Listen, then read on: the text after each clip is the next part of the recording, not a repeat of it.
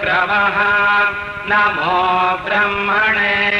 नमस्ते वायो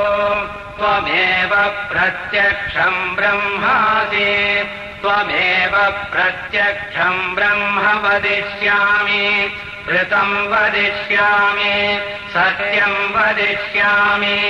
तन्मामवतु तद्भक्तारमवतु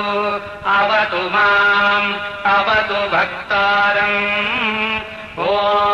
शान्ति शान्ति शान्तिः शिक्षाम् व्याख्यास्यामः वर्णस्वरः मात्राबलम्